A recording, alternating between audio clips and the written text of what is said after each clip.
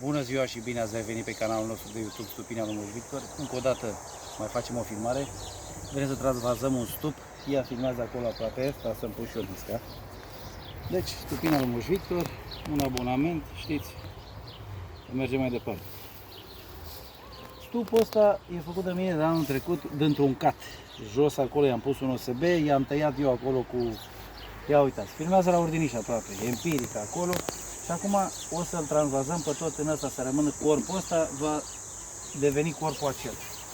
O să începem. E cam complicat că ești un pom aici. O să dau caturile astea, unul câte unul jos. Ăsta de sus e bun, l-am pus așa să... Ia să punem aici. Ia uitați, are decât 3 foițe puse, am zis eu că aia, dar nicio treabă, că nu. Și dacă tot așa, o să-i o bag în cuib. Ia uitați. Vedeți? Avea câteva albi. O să-i o băgăm în cuib aici. O să-i punem pe poziția a doua și... Ia uite, și pe asta la fel. A doua și a noua, da? Pac, pac. Ăsta iar îl dăm jos. Îl dăm jos și pe ăsta îl punem în partea cealaltă. Filmează aici cameraman, de aproape. Ia filmează aici populația. Uitați cum a fost folie peste și el a suit pe foițele astea, dar dacă n-au puier, n-au miere, n-au nimic acolo, nu prea le-a interesat.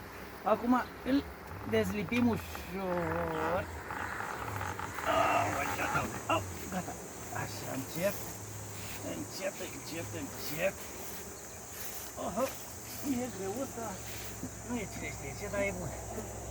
Haide așa. Bun. Și acum trecem aici la treabă. Treaba e că stăm în fața ordinișului, e greu. Stau să-mi iau sculele. Așa, stai aici, aici, aici. Rămâi acolo. Acolo. Mă bag eu aici un pic. Dăm crăcile astea așa, din junglă de aici. Ia să vedem ce facem acum. Hai! Depărtăm ramele așa un pic. Fac prima, o să o scot direct pe prima, ia uite, de ce? Că se poate manipula. Să vedem ce regăsim pe ea. Bă, tată, cam nimic. Bine, are miere și nițel polen. Hai să-i o lăsăm tot acoperitoare aici, să zicem, cu toate că nu prea îmi place rama, dar hai că are polenul ăla, poate crește foița asta. Mai departe. Deci el schimb, ia uitați, are ordinișul foarte mic și începe culesul, pe ce are acolo, 2 cm. Asta a fost un roi de anul trecut. Ia uitați, începe deja cu puietul. Da? Îl băgăm aici. Frumos. Prima, îl mutăm în casă nouă. Ia să vedem, următoarea. Chestia e că ăsta atinge cu ramele direct jos pe OSB-ul ăla și nu prea e în regulă. Aici la fel, a băgat polen între puiet. Puietul căpăcit. Aici blochează cu nectar, după cum puteți vedea. Așa, mai departe, a doua cu puiet. Da? Și o să mutăm în casă nouă, să facă și el treabă și nici nu l-a transportat, nu prea era în regulă asta. Ia uite, larvar. Da, de diferite stadii, în diferite stadii. E bine. O băgăm aici la loc. A treia cu puiet. Uite, se lipește și de jos și de peste tot. Ia să vedem aici. Aici blochează cu miere, după cum puteți vedea. Are polen și bagă miere. Pe asta din mijloc bagă miere. Eu lăsăm așa că poate știe ea ce știe. Vedem mai departe cu puietul cum e treaba. Da? După ce, ia uite, la fel, blochează, domne, aduce ceva, de unde aduce. Aici are puiet larva pe partea asta, pe partea asta a blocat. Îl pune la rând. Când s-a organizat ea aici, așa lăsăm, că poate știe ea ce știe. Ia uite, aici e căpăcit, frumos, nițică coroniță, nu multă, dar are. Are și începe treaba acum, ce să mai ne frică. Bun, următoare. Iar a avut puiet, Și e pregătită pentru o ouăt. Eu lăsăm așa aici, păi atunci scoatem foița asta că nu ne încadrăm aici, că are prea multe cu puiet. Asta nu fi o oas și sus sau are și sus și jos și peste tot. Aici are o foiță introdusă de băiatul. Ia uitați, abia acum a luat-o în construcție, vedeți? Dar nu o să eu mai las acolo că nu mai am lucru. Ia și ultima. Bagă nițel pe ea. S-a desfăcut aici. Așa, Doamne. Hai. Eu băgăm și pe asta aici. Bun. Ok. Acum luăm stupul ăsta de aici, după poziție. Ia uitați. Îl punem aici un pic. Și venim cu ăsta înapoi unde ăsta n-are urechi. Aoleu, aoleu, aoleu, mămică, aoleu, tătică. Așa, tati. Și am revenit cu el pe poziție, că abinele știu locul aici. Bun. Gata. E treaba bună. Acum, dacă tot l-am luat așa și hai să vedem ce avem și sus și punem catul acesta. Catul acesta, cu toate că nu o să se potrivească. Hai, asta e n-ar veni, că ăsta se potrivește. Următorul nu o să se potrivească, dar... Bun. Să vedeți la media ce avem aici. Să vede, aici avem o grămadă albine, o să scutur la terminare, că posibil să fie și regina pe aici, nu știu. Lasă-l aici, eu, ia filmează să vezi câtă... Hai că nu s-a întâmplat nimic, dă-te aproape aici. Mai să învârte și ea, că nu mai știe, am dezorientat. Ia uite ce, numai albine, asta o să o scuturăm. Și acum punem ce avem mâncat. Ia să vedem. Ușor, cu tata, poate găsim și programuță cu miericică. Pentru noi, domne, pentru familie, pentru... Nu pentru mine, domne. Pentru familie, pentru copii. Hai, fomul, ca de obicei, ne joacă feste. N-are nimic, suntem la pantaloni scurți. Rasă bună, domne. Și are cules, v-am spus. Dacă n-avea cules, ne composta. Nu m-a luat decât una la celălalt. Domne, da. Asta e așa de formă, că dacă mă atacă, sunt topit. Hai, să trecem la treabă. Asta e o foiță, ia să vedem. Băgată mai de mult, nu de acum. Asta cred că e băgată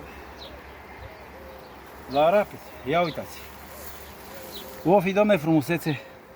Stați să vin așa, legal. Fă-mi, domne, o poză, dacă poți să-mi faci o poză.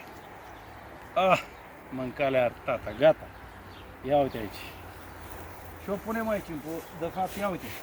Asta e foiță neclădită, vedeți aici? Se vede de așa. O punem așa și o punem pe asta. De fapt o să pun la margine o punem aici. Și rămâne foița aici. Bun. Mai departe. Prima ramă, că aia a fost a doua foiță băgată în poziția 8-a sau a doua. Prima ramă e cu miere, ia uite. Ia uite, și cu băieței.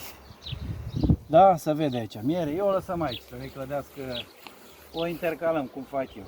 Să ne clădească aici foițele. Așa, așa.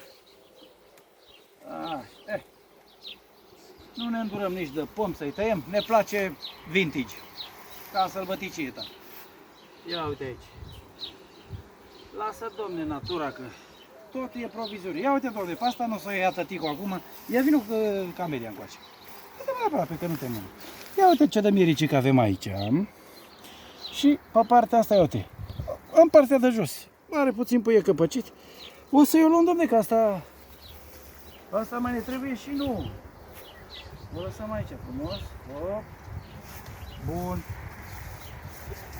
Și de aici o să înceapă puietul. Înțelegeți? Ia, ce puiet, domne, ia uite. A blocat-o și pe asta, uite, a blocat-o cu miere, vedeți? E blocat. Domne, ce-o culege, ce nu culege, că uite, blochează, eclozează puietul și eu las aici, nu vreau care puietul pe ce mai mult. Nu știu ce o să facem. Rame. N-am mai găsit, domne, acum. Ia uite, și asta e iar cu miere. Ia uite, domne. Uite de unde, mă, ia uite-te, domne, deci.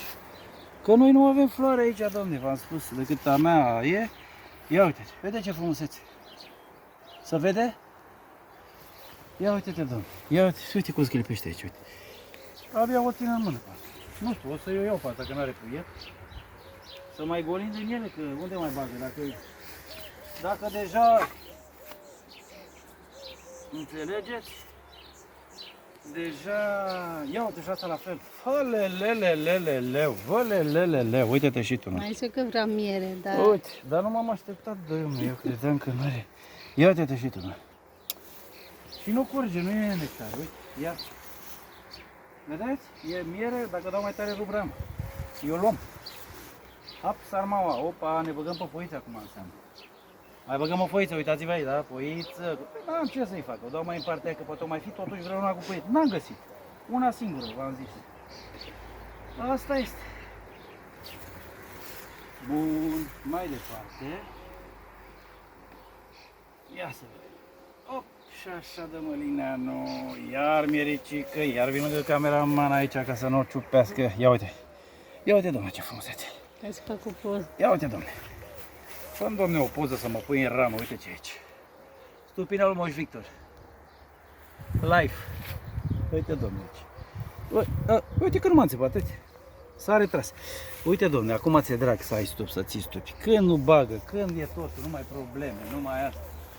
Zici, ce mă fac, băleleu? Îi dau, mămică, tătică, care vreți mă stup, mă? Ia uite aici, la fel. Ia uite, asta în mijloc aici a fost găurită și ele au construit-o, acum vedeți că e ceară albă, nouă, frumoasă, a fost găurită, ruptă, urâtă. Și în mijloc a construit ceară nouă, aia albă și cu celule de trântur. Era destinat, dar n-am mai luat nimic, că dacă a venit mierea asta de unde o fi venit. Eu băgăm aici, care e puțină, pe asta să o umpli. Uite așa, tătuțul. Tătei o fi. O fi, bă, de tei, o fi de floră spontană, o fi de la Dumnezeu. De la Dumnezeu e sigur, dar uite, ia uite-te, alta. Vedeți? Deci asta e mai bogat ca... Asta e veche, să vede, da? Da, dar pe partea asta ce? Ia uite-te. Văleleleleleleu. Asta eu las aici, hai să mai ne căldească foițe, că o să-i băgăm foițe. Și ia să vă arăt iar un rebut. Uite ce se întâmplă. Asta ce să-i fac eu? Ce să-i mai fac, domnule, la asta? Uite. La revedere, s-a stricat. Nu mai e de mult topită, s-a topit de tot. N-am mai avut acces la ea, dar o să-i lăsăm care miere pe ea, nu știu ce să-i fac. Asta mai mult încurcă. Ea o să înceapă să clădească pe aici dacă nu mai băgăm foiță și va avea cules în continuare. Nu știu ce o să-i fac. Cred că o să extrag ramele astea, îi completez pe ăsta.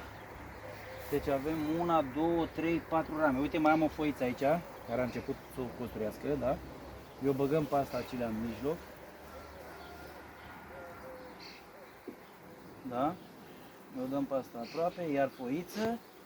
Și asta o să o scuturăm și o ducem la depozit. Că o dau la vreun roi, o duc dincolo la roie. N-am ce să... Nu e că le chinui degeaba, în loc să construiască o foiță nouă, o să chinuie la asta aici. O scutur bine și uite, vino aici, îi pune că mai aveam eu luată când făcusem eu roiul ăla care l-am prins în pom. Luasem eu ramele astea și uite, eu pun pe astea, uite, clădită frumos, o să nu umple cu miere. Da? Ce ne-mi face, Doamne, cu atâta miere? Glumesc, vă dați seama. E, domne, e de muncă, da? Deci, hai, domne, totuși, uite, mai am un loc aici. Ca să nu eu mănânce găselița, am aici o ramă cu hrană de anul trecut. Uite, asta e ultima ramă de la rezervă care am avut-o eu. Se vede, da? O să o scrijelesc un pic aici. Și o băgăm acolo să o consume, să crească să crească foițe, da? Ia uitați cum se face. Așa se procedează. Pac, pac, cât de cât așa. O stricăm aici, operculele astea, căpăceala, da? O stricăm bine, bine, bine, bine. Ele acum, înnebunite, o să vină ciopor, o să vină aici, potop pe ele și o să o prelucreze și o să ne facă foițe noi. Ai. Da, o băgăm, o introducem aici frumos, să vorbim frumos și noi că suntem live. Da? Bun. Punem. De fapt nu punem, că o să scutur ramele. O să urmează să scutur ramele, cameramanul să va retrage, că o să mai înțepe și... Da.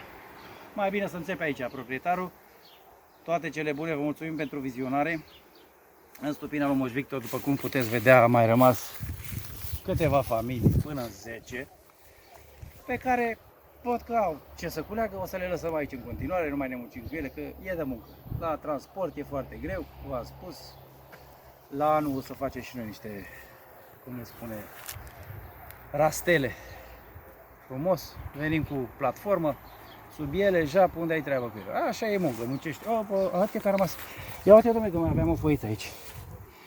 Bine că o văzui. Hai, lasă, n-are nimic, că o băgăm că mai umblu la aia, pe acolo, pe acolo. Gata, sănătate și numai bine, stupina lui Moș Victor, un abonament, un like și toate cele bune. Ne vedem cu bine.